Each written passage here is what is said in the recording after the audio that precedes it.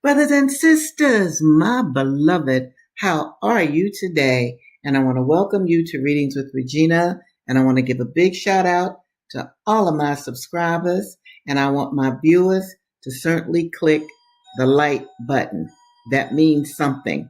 I'm not quite sure, but it means something. Now, again, you know, I've said this before. I got to say it again just before I get into the books. We are living through a genocide. Can you dig it?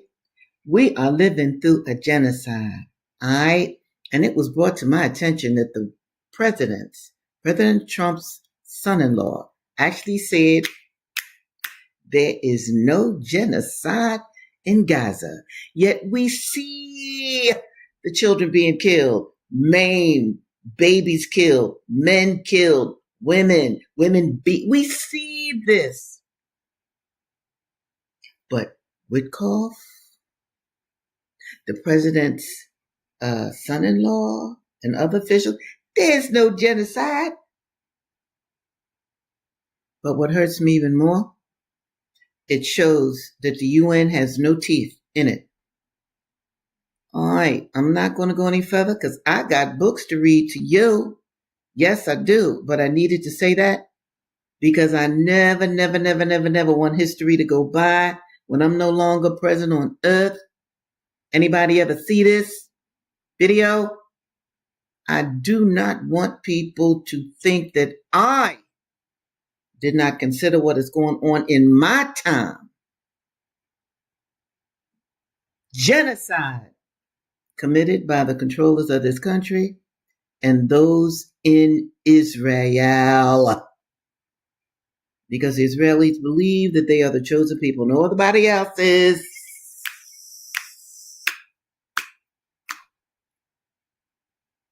They are the chosen?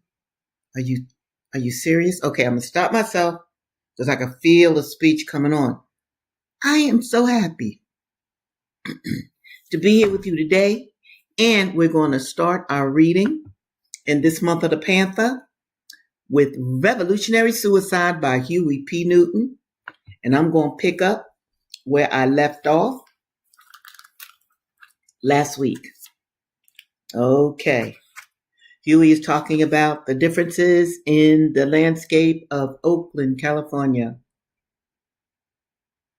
The other Oakland, the Flatlands, consists of substandard income families that make up about 50% of the population of nearly 450,000. They live in either rundown, crowded West Oakland or dilapidated East Oakland, hemmed in block after block in ancient decaying structures, now cut up into multiple dwellings. Here, the majority of Blacks, Chicanos, and Chinese people struggle to survive.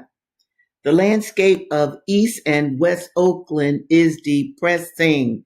It resembles a crumbling ghost town, but a ghost town with inhabitants, among them more than 200,000 Blacks, nearly half the city's population.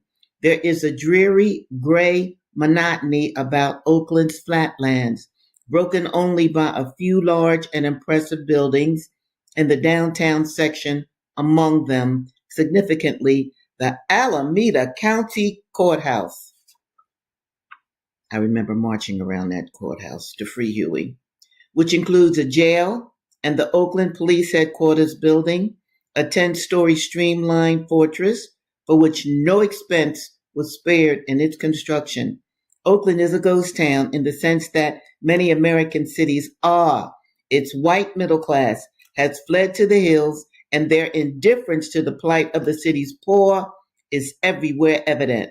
Like countless other Black families in the 40s and 50s, we fell victim to this indifference and corruption when we moved to Oakland. It was difficult then, as it is now, to find decent homes for large families. And we moved around quite a bit in my early years in search of a house that would suit our needs. The first house I remember was on the corner of 5th and Brush Streets in a rundown section of Oakland. It was a 2-bedroom basement apartment and much too small to hold all of us comfortably. The floor was either dirt or cement. I cannot remember exactly. It did not seem to be the kind of floor that regular people had in their homes. My parents slept in one bedroom, and my sisters and brothers and I in the other. Later, when we moved to a 2-room apartment at Castro and 18th Streets, there were fewer of us. Myrtle and Leola had married, and Walter had been drafted into the Army. On Castro Street, I slept in the kitchen. That memory returns often. Whenever I think of people crowded into a small living space, I always see a child sleeping in the kitchen and feeling upset about it. Everybody knows that the kitchen is not supposed to be a bedroom. That is all we had. However, I still burn with the sense of unfairness I felt every night as I crawled into the cot near the icebox. We were very poor, but I had no idea what that meant. They were happy times for me. Even though we were discriminated against and segregated into a poor community with substandard living conditions, I never felt deprived. When I was small, I had a close, strong family and many playmates, including my brother Melvin, who was 4 years older than me. Nothing else was needed. We just lived and played, enjoying everything to the fullest, particularly the glorious California weather, which is kind to the poor. Unlike many others, I knew we never went hungry, although our food was the food of the poor. Kush was standard fare. Kush is made out of day-old cornbread mixed with other leftovers such as gravy and onions, spiced very heavily and fried in a skillet. Sometimes we ate kush twice a day because that was all we had. It was one of my favorite dishes, and I looked forward to it.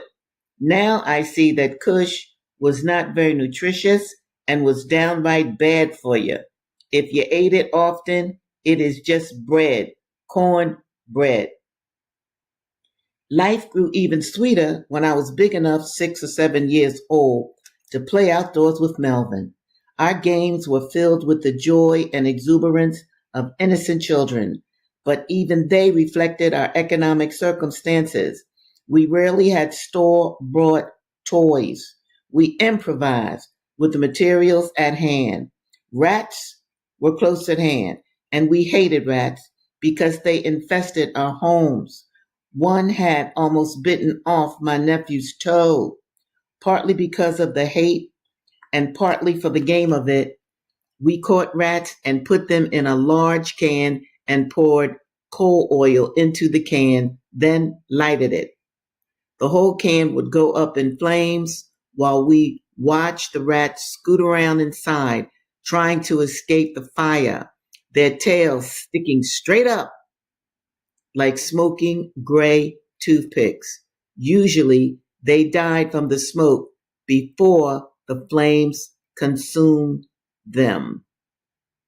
Now, I'm going to stop here because I want to say this. Huey says something that I can absolutely relate to. We rarely had store-bought toys. We improvised with the materials at hand. When I lived on Ann Street as a child in the 1950s, we rarely had store-bought toys. Nobody really did. In fact, I remember the young men, the young brothers on Ann Street in South Philadelphia. Oh, they would make scooters out of soda carts that they found and a strip of wood. Yes, these were children. They would actually make their own scooter. And if you were a lucky little girl, yo, you could fit yourself inside of the box, the soda box, the soda carrier box, the soda cart.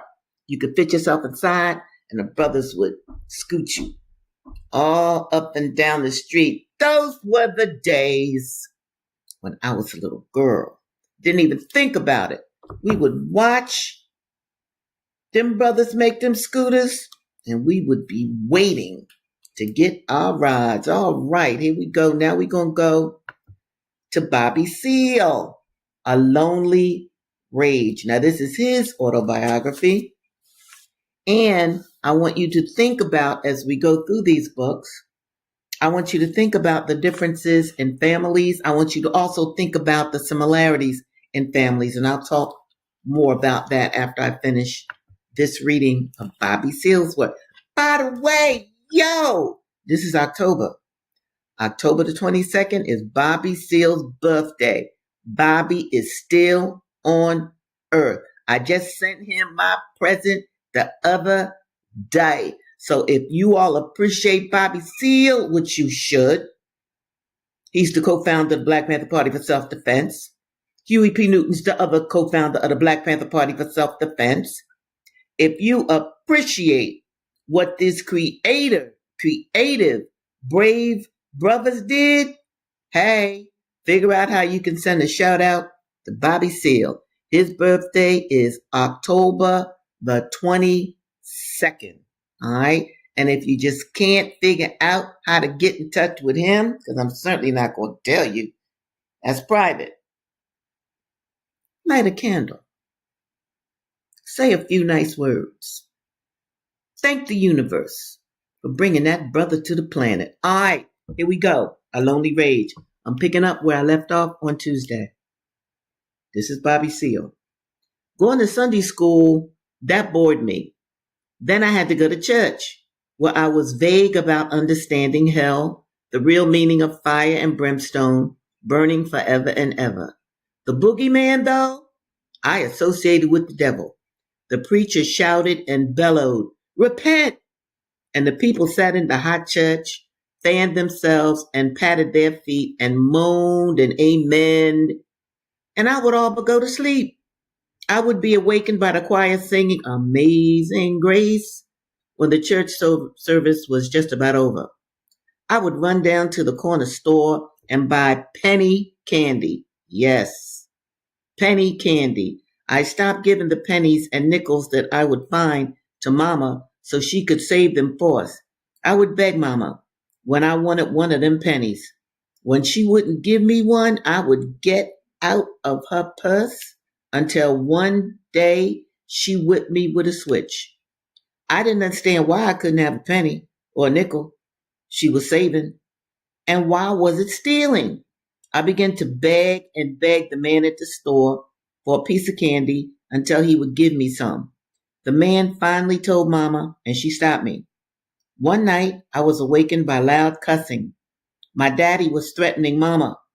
And the next time you bring that shit up to me, goddammit, this is the father. Then a rustling noise. I'll knock your brains out. George!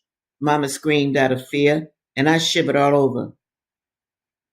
Then I got up out of bed and went to the bedroom door and opened it. I saw Daddy holding a chair up high in the air, standing over the bed, as Mama lay in the bed crying. So, you go any goddamn way you want to, he said, up, down.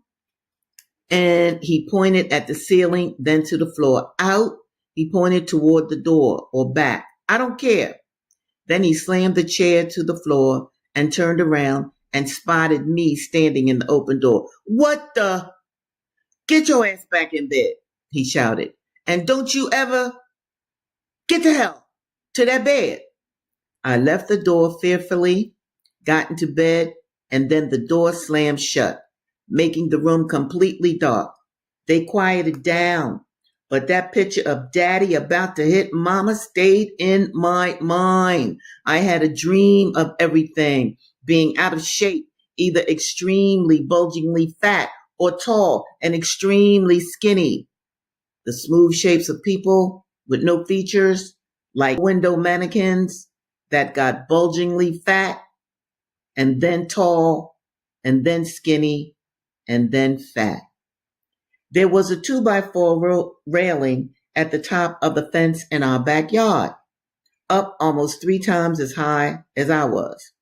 I would climb to the top, then stand up, shakily, balancing myself, and slowly walk it, pausing every 9 or 10 steps all the way over to the back of the church. Whenever my mama told me to get down, I would. But I had to walk it. I'd seen a cat run across the 2x4. I was walking and balancing myself on the top of the fence one evening when my daddy called out, "Bobby, come here." "Yes, sir," I answered, and I scrambled down into the dirt. He was taking off his shirt at the wash bench in the back of the house. The first thing to jump in my mind was I was going to get a whipping.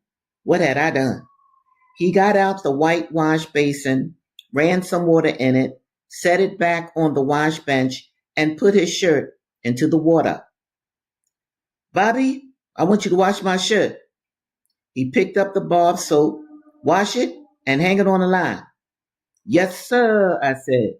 He dropped the soap into the basin and went up the back steps to the kitchen.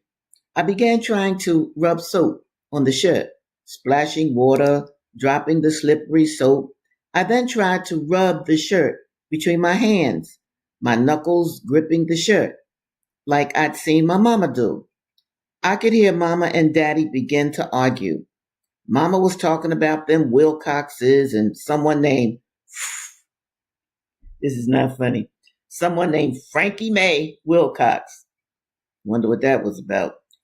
I was used to their arguing, but Daddy's cursing was more loud and angry this time, it seemed. My mind drifted, though, as I tried to rub and scrub the shirt with my hands. I saw a bird, light on the fence. I got a rock and threw it, missing the bird as it flew away.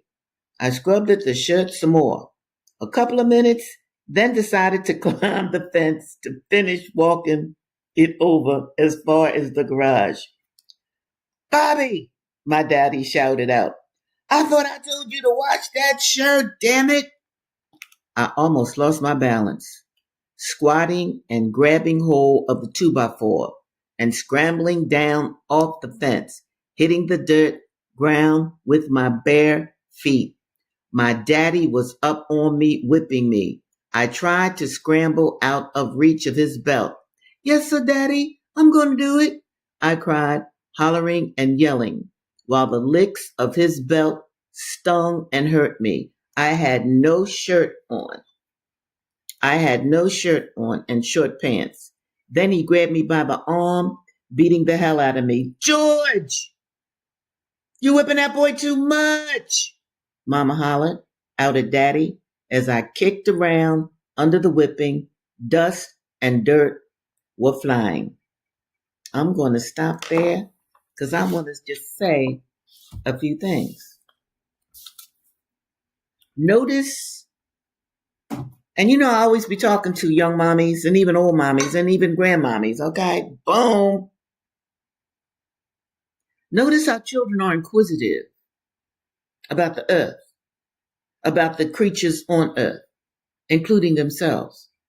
Notice how, Bobby, he saw a cat, moving across that fence, that 2x4 fence. And Bobby wanted to climb it too, and did. Notice the imagination of children. I want you to always know that. Okay, who's this? Let me put this up. Aw, I'm trying to put it up. How do I do it? Oh, let me see. There it is. "Good day and gratitude, my sister. You're so wonderful." Oh, thank you so much. I needed to hear that, especially today. And this is, let me see, Face the Nation. I thank you. I appreciate all my comments. All right. Very good. Loving you, my dear. All right, here we go. I love that. Yes. All right, now here we go. Now, and by the way, let me just say this. Look, I want y'all to know y'all's heroes. I need you to know your Black heroes. That is exceedingly, exceedingly, exceedingly important to me as I go into Assata. And for all my listeners, bless your hearts, who may not be obviously Black, and I say that because all people come from Black people, yes. But for all of you who may not be obviously Black, let me explain something to you about the good sister Assata. Y'all should know, I hope you do. If you don't, I'm going to say it. Assata was freed from a maximum security prison, Lord, by some very brave brothers, sisters, and white folk. Did you hear what I said? Yes. Yes. I'm not going to go into how they all did it. That's none of your business. But they did it. They got this beautiful sister out of a maximum security prison and onward to Cuba. Bless Fidel Castro's heart. Yes. So even though my program is really dedicated to Black people knowing their Black literary history and also knowing who their true heroes are, there were good white people, brave white people involved. That I want you to hold on to. We not playing. Yes. So this is Assata. You know, she recently passed. So it's very important to me to read her work to you. You must know about this wonderful sister, Assata. Here she is. Yes. I've been teaching Assata for years, okay? Even though colleges and universities would throw me out, I was going to teach Black liberation. Yes! And they said I couldn't be impartial. I am impartial. Anyway, I don't know why I went there, but I did. All right, here's Assata. This is what I read to you. I'm picking up where I read to you last Thursday. All right. This is Assata speaking. I was definitely getting better. They were even unchaining me so that I could hobble to the bathroom every now and then with the help of the nurse. I was still weak, and when I returned from the bathroom, I would flop on the bed as if I had just accomplished a great physical feat. But at least now I knew what was wrong with me.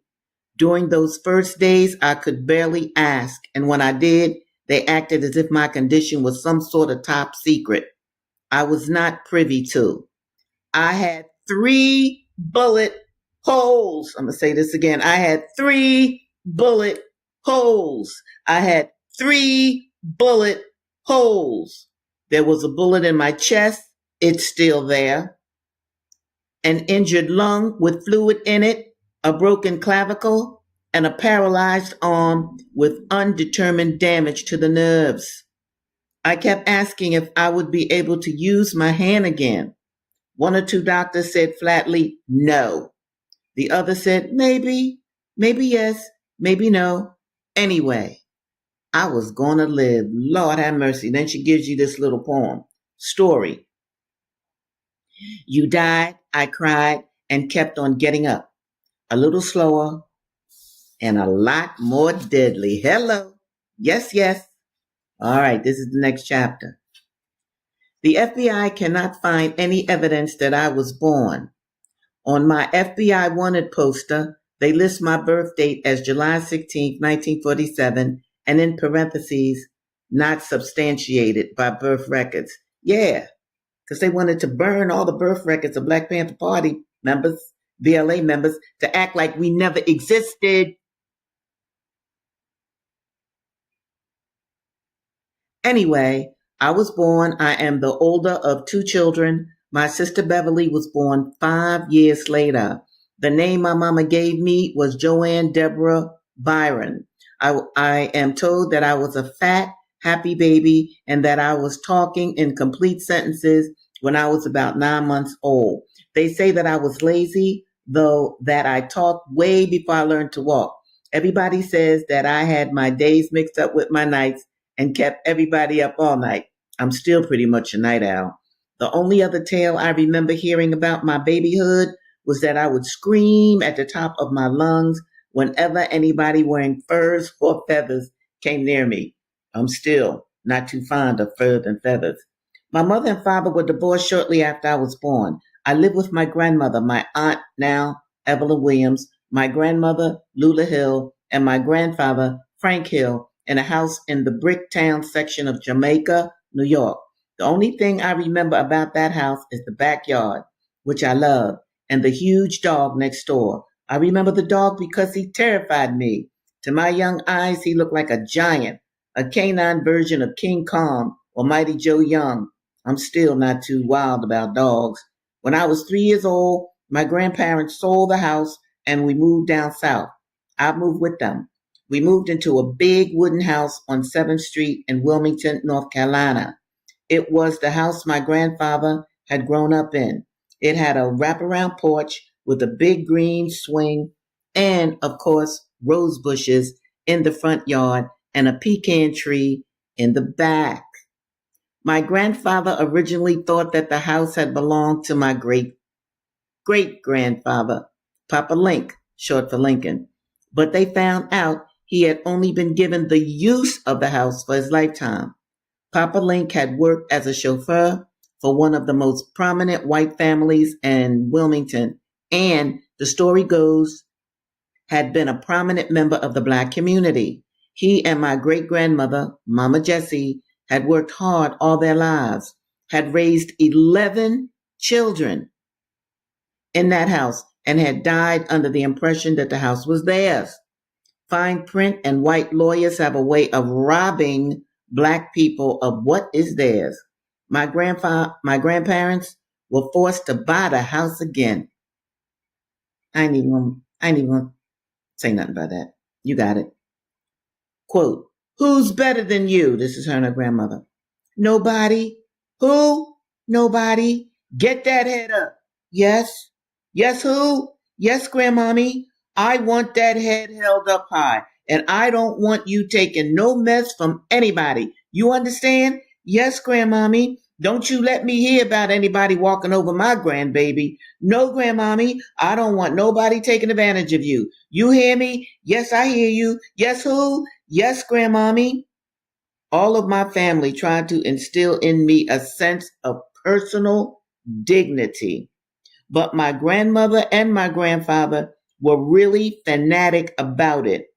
Over and over, they would tell me, you are as good as anyone else. Don't let anybody tell you that they're better than you. My grandparents strictly forbade me to say, yes, ma'am, and yes, sir, or to look down at my shoes or to make subservient gestures when talking to white people. You look them in the eye when you talk to them, I was told, and speak up like you got some sense. I was told to speak in a loud, clear voice and to hold my head up high or risk having my grandparents knock it off my shoulders. All right, I'm going to stop right here because I want to make some points very clear to you. When you have children, grandchildren, or involved with any child, don't let them say, okay, I'm gone. You tell your children to speak in a complete sentence. Okay? You also should tell them, like Assata's grandparents did, how to act around white people. Yes! Yes. I was never told those things. Never. Okay? A lot of us weren't told those things, so we really didn't know how to act around white people. And I'm even talking about me as an adult. Of course, this was before I joined the Black Panther Party for self-defense, but nevertheless, teach your children the true history of this country. Use my videos as a teaching tool. Very important.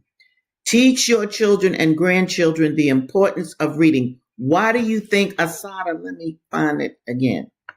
Why do you think she wrote that book? She didn't write that book just for it to sit in the library somewhere. She wrote that book so that you could understand her life.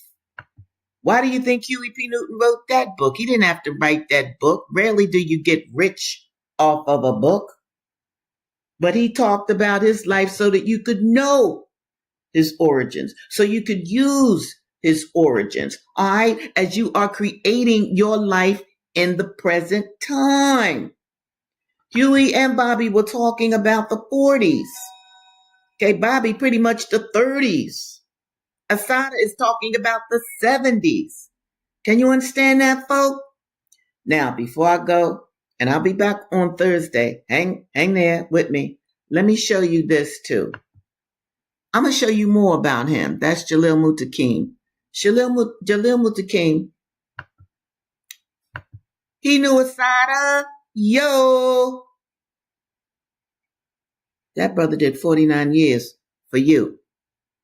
Understand that Assata went to Cuba for you.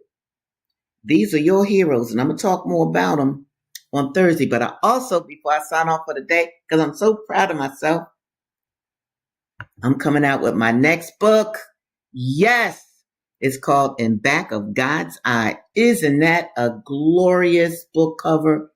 Yes. Now, it's not out yet. It will be out on November the 11th. And there it is. That's the front right there. And this side is the back. And I'm on it. And there's my little bio.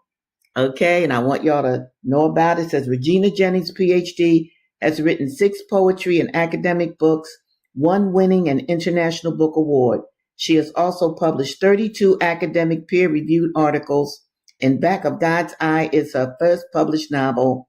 You can reach out to her at www.apanthersister.com and Readings with Regina on YouTube, which those of you watching me know.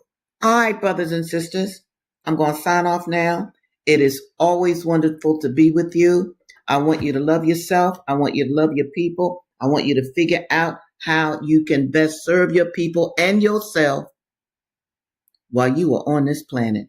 Okay, folks, I will see you on Thursday, same time, same place. Bye now.